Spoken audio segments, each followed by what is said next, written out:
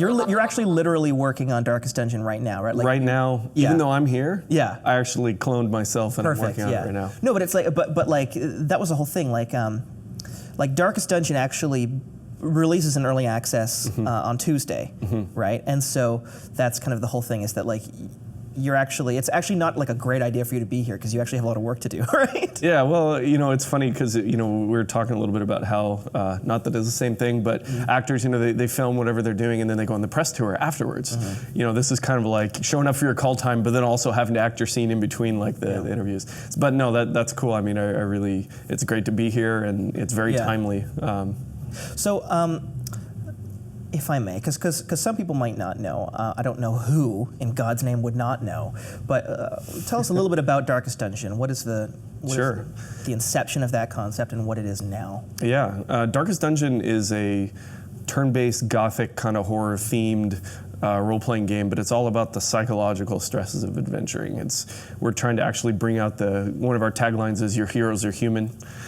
Because if you think about what it might be like to adventure around and beat up on monsters, it's not all fun and games. So we're kind of looking at it through the lens of, as those soldiers going to war, there's a lot of things involved in pursuing your goal of your mission, and the same would be true of what are basically medieval mercenaries, going down to try to beat up monsters for profit.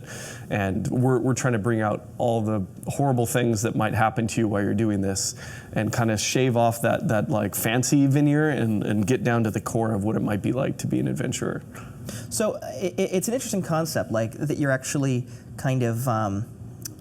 What's the word? You're mechanizing the process of like post-traumatic stress in a way, right? Like the trauma and stuff and morale. Yeah. So like when you actually like, it's an interesting concept on its own, but it's also interesting like when you begin to tackle that concept, like this is what we're going to do. How do you even begin? Like where do you look for like the hooks from a gameplay perspective? I think we looked a lot outside, first of all, the video game medium for sure. I mean, we're inspired by true stories and fictional stories that really bring out the humanity again. So looking at other medium like, Band of Brothers series, which of course is based on reality, so I'm not trying to, but the point being that, there's one type of old war movie which is like, John Wayne settles in and everything's great. And then there's the reality, which is it's a really tough thing that has lasting, effects on people. If you look into fiction, there's things like Aliens or The Thing, where those stories are set in, either a sci-fi or a, fictional area, but it's all about the humanity. Like Ripley's the one who rises up and is the toughest person in Aliens. It's not the soldiers, who have only gone through the training and then kind of break down. So those are the inspiration for looking at mechanical hooks of what happens if you had your usual party of fighter, rogue, cleric, and whatever, and then what if your best fighter went crazy, or more appropriately, what if he got afraid? He's facing down this huge beast, gets afraid, doesn't want to fight, runs to the back of the party. Now you've got your back row person who's suddenly in the front having to handle things. And so we thought it would be interesting mechanically as well as just as an experience for the player to suddenly realize that they're not in absolute control, that they can't demand that their character stands in there and fights at one hit point, against the toughest beast imaginable. That person may they may act in self-preservation. And so I think as soon as you start looking at the stories and the fiction, the types of interesting events, then you start creating mechanics around that. But it's also can't be too scripted. We don't do things like, okay, we make sure that when this person is this, then we do a turnabout there. It's more like setting up the mechanics in such a way that those stories will happen organically. And that the experience that the player has is their own. That's not going to be like anybody else's. It's not like, oh, well, in that one dungeon, the Banshee always does that. It's like, it's your story. Yeah, exactly. I mean, you can, through careful scripting and pacing, which is what a lot of, say like AAA rail shooters do, you can deliver exactly the experience that you need at that exact moment. And there's a place for that. But this is definitely more relying on emergent play, which is to say, if we put the right hooks in and the right things, like interesting combinations will result, and far more interesting than we could have planned for. And we've definitely seen that, everything from funny, dramatic reversals, everybody gets wiped out, or right when you think everything's gone, one unlikely hero, becomes heroic and saves the day, you know, and it's a good spectator game actually for that. Do you think that, because you guys are a pretty small team, right? There's like there's like 5 of you guys, right? Yeah, there's 5 core team members, and then, you know, if you count all the other collaborators and, you know, definitely our sound people who you know, I don't want to say they're not core, they're just not including that core 5. Yeah. So there's about 10 contributors, including composer and everything. But even so, that even 10 is a small team. Yes. It seems like there's a lot of the indie games that are being made right now have this procedural kind of bent to them, right? Do you think that there's actually in some ways a budgetary reason for that? Like you can make more content with less resources because you're making something that's partially random?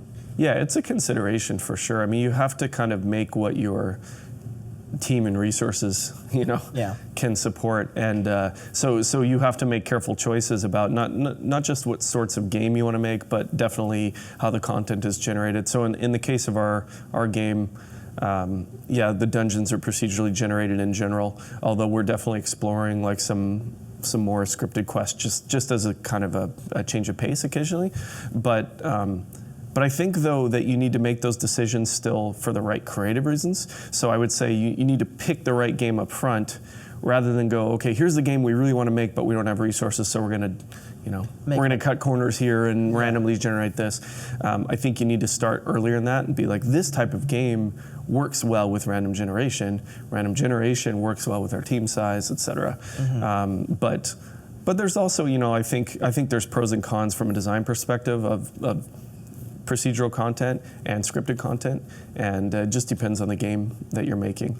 And I think the mix is sometimes cool too. Yeah. So let's get into some of the non-cool game matters, right? Because you guys had a really successful Kickstarter. Yeah. And it's interesting because Kickstarter is like this Lovecraftian force now in the industry, both in the fact that so many teams look at Kickstarter and it's like, oh yeah, we can get a ton of money, but they're not, many teams don't realize that there can actually be a lot of stress with like, now you got a bunch of money, what are you gonna do? Right now you've got to fulfill these orders and stuff. So with the Kickstarter, I guess I'm wondering like, how do you actually build like a Kickstarter strategy, and then how has that played out since you guys got the kind of the funding? Yeah, it's interesting. It's a fantastic platform. Crowdfunding in general is just so cool. I mean, I think the time we're living in with crowdfunding, digital distribution, you know, it's an amazing time. It's kind of, I don't think there's really been a time like it for creatives. You know, the barriers to entry are small, and the things you can achieve are amazing. I mean, I think the Oatmeal's card game Kickstarter right now, granted that he's not an unknown, but you know, it's ridiculous how much funding he's got. But he's an independent. Yeah, he's independent, which is cool. Which is significant. He's making what he wants to make. So he's, you know, a success story, obviously. But the cool thing about Kickstarter is that you can do that. You can go out and put something in front of people and have the people vote on whether or not it should be produced. And, you know, bringing content choices to the people is neat. The hard part is, you definitely need a strategy. The novelty days are over where, you know, not even that long ago, maybe 2 years ago, wow, there's a video game on Kickstarter, this is cool. And as long as you had a screenshot mock-up that looked reasonably good, you could, you know, you might go the distance. It's getting harder because the novelty factor's gone for people backing in general, and there's a lot of competition, and that happens in every market where there's kind of an opportunity. You know, all the birds flock to get the seeds. But I don't think it's going away. Or crows, got to get the shiny objects. Or crows, right? yes, Kickstarter's a little shiny, and you definitely need a strategy. We had a strategy. I think you need to have a product that stands out, which it sounds. It's not easy, but it's also not hard. You need a unique, compelling hook, and you need to put in the work ahead of time to make it look good and spend longer than you think preparing, because the barrier to success now, to really stand out from all the other people is harder, because, I mean, we benefited too. You know, we were able to look at the successful projects before we did ours. What were some of the Kickstarters that you guys looked at for I don't know. We looked at a variety. I looked at some of the ones like that. Shovel Knight was a really cool one that I backed before we did our Kickstarter, and a great game, fantastic game, and things like that. Delver's Drop had a really good artistic presentation. There was a lot. We really had the benefit of being able to look at and use others as a roadmap a bit. Although you still add your unique flair, but it's definitely easier to see what some things people experiment with and tier structures or how they present it from on the page. Here's the secret: animated GIFs. I'm not even messing around. That's yeah, I've noticed that. Same with Greenlight. It's silly, but put animated GIFs on your Kickstarter. You're done. You're golden. Yeah, you're done. No matter what the project is. No, it doesn't even matter. Yeah. Risks, tons, but GIFs. So back GIFs. it. Yeah. Or GIF. I forgot now. So now we're leading up to the actual. So here's the funny thing, right? Because it's not a release. It's early access. Yep. Right. So how do you actually? Because there's been some talk about how, and I don't mean to get too intense here. It's fine. There's been some talk about how things like early access can actually be detrimental because people can get fatigued. Yeah. Do you know what I mean? Like it's like all this rush for a release and then the game's not finished. It's like it's a version of the game. Yeah. So how do you actually mitigate that? And what can people be pumped about for the early access version, like right now? Like this is what you're gonna get, and this is what you can look forward to. Yeah. Well, I think the key is it's not a one-size-fits-all thing, and I think you can't say any game can be shoehorned into early access. Certainly, story-based games, that's a little harder. We have story, but because a lot of our game is procedural, that's not the same concern. And the other thing I think is many developers have used early access as solely a stopgap for funding. Obviously, there's other considerations, but the most important thing is, I think, for our strategy, and we'll see how it works out, is to deliver something that already stands alone as super fun, and you can get tons of gameplay in, and you're only going to see it get better. I think that you run into problems if it's kind of like you throw the baby bird out of the nest before it's ready to fly. Right. And we want to be ready to fly. Like we want you to have a great experience. We want to deliver something that you already feel like this money that I just paid is absolutely worth it. So in our case, that means a ton of content. We've got 3 complete dungeon environments, 10 hero classes, and we're going to be adding 2 more dungeon environments during early access, 6 more hero classes, actually about 7. There's 3 dozen monsters, over 100 equipable items. The important thing is there's got to be a critical mass of this is already a game. This stands alone. It's already fun. And I think that some of the backlash for early access has been when someone pushes out something that's not ready, or look, we know it's buggy and unfinished, but here, beta test it. We're definitely going to benefit from people testing in terms of collecting data and helping with the balance, but it's got to be fun. 10 people, right? So you can't do a ton of we need play testing. The theory crafting and 10 hero classes with 7 different skills per hero and 5 camping skills. The combinations, we try things out, but we need people hammering on it. But that's not why we're doing early access. That's one side benefit. We're doing it because we think it's actually a really cool way to get people involved in development early.